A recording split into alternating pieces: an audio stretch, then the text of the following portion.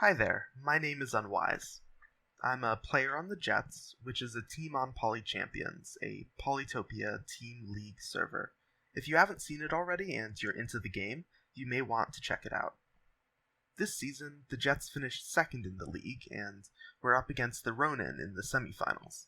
The format of the semifinals is a best 2 out of 3 2v2 series, with 2 games hosted by the better seed, which in this case was the Jets. The Ronin have some really good players. Puke, Cronin, Pra, and Anton are all top tier, so I decided I would take what looked to be the hardest game, the away game hosted by Puke and Cronin. I teamed with Counsel. One of the reasons I chose to commentate this game is that for most of the game it's played like 2 separate 1v1s.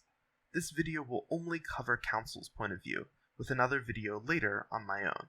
Counsel and I went for our standard setup here, so he went Kiku and I went Bardur. And he has a ruin here, he has a whole bunch of free population on his capital, but he's also probably on an island of some sort. I'd say this spawn is pretty good, but not incredible, at least not yet. Luckily, Counsel finds a second village on his island. He opts for a 2 warrior opening, with his second warrior going to the ruin. Note that the position of the second village compared to the corner of the map means there can't be a third village behind the ruin. Not that much to note here, just that Counsel is in fact on a 2-city island, and his second city has decent resources. This turn is where things start to get a little bit more interesting. Counsel can either buy hunting or sailing before capturing, and then has to choose when he's going to level and if he's getting an explorer. I did a total of 5 calculations all the way up to turn 7. I found that the best way forward was to buy sailing this turn before capturing, then capture, not upgrade the village, instead saving stars, and then buy a port, which would level the village the turn after. Of course, all of the calculations that I did assumed that the ruin would give us something useless, so all of that was made immediately irrelevant next turn. As you can see, nothing was done to manipulate this ruin. Counsel's other warrior hasn't moved, none of the stars are spent. I bring that up only because this is the absolute best thing we could have gotten from this ruin, and it makes a pretty big difference.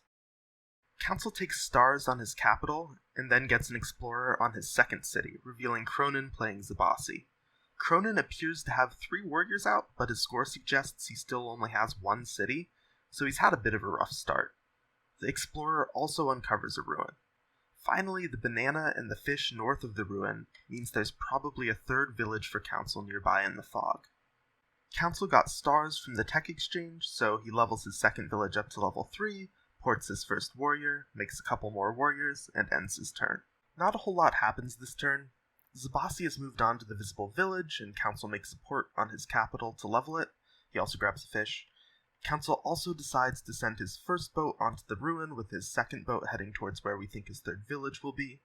I actually disagree with this play. I think that the first boat should have gone to the village and the second to the ruin, but it's a pretty minor disagreement. Here Counsel gets a giant from the ruin, and again you can see it hasn't been manipulated.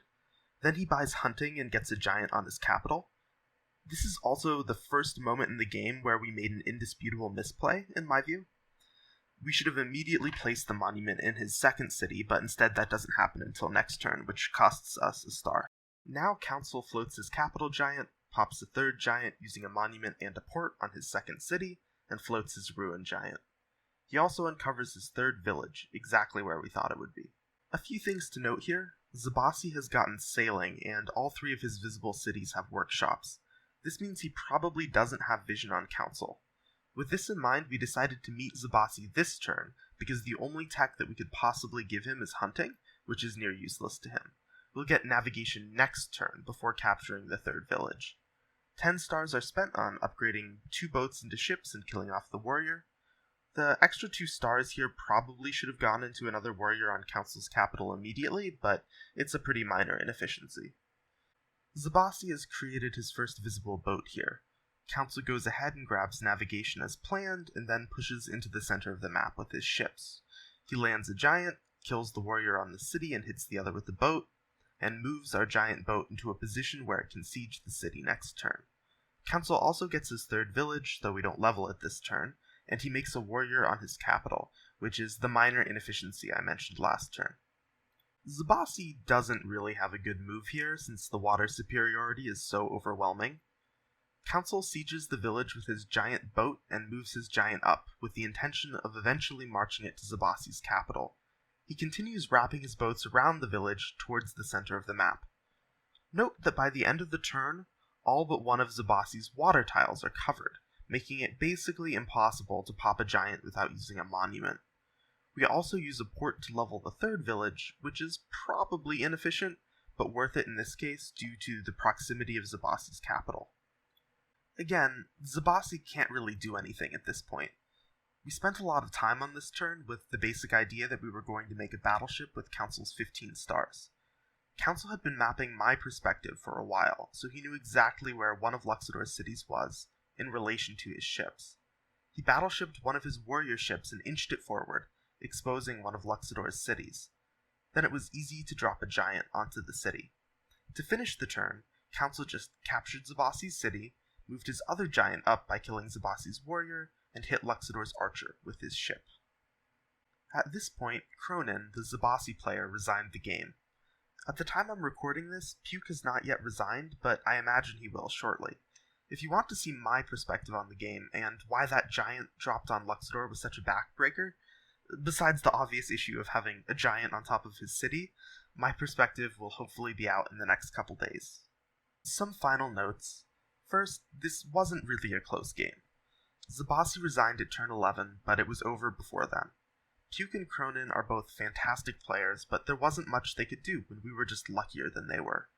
All we had to do was play cleanly and convert the win, and we did. Second, a note on Jet's collaboration. You may have noticed that I used the pronoun we for a lot of this video, despite Counsel playing all of the moves. This is because almost every turn was reviewed by not only Counsel, but also myself and another member of the Jets, Jonathan. Winning this game was a team effort, and together we played much better than we could have alone. This is why for any new players who want to get better at the game, I recommend joining PolyChampions and playing with a team. I'll be leaving a Discord invite to the server in the description of this video. I hope you enjoyed this commentary, and I'll be back with my perspective in the next few days.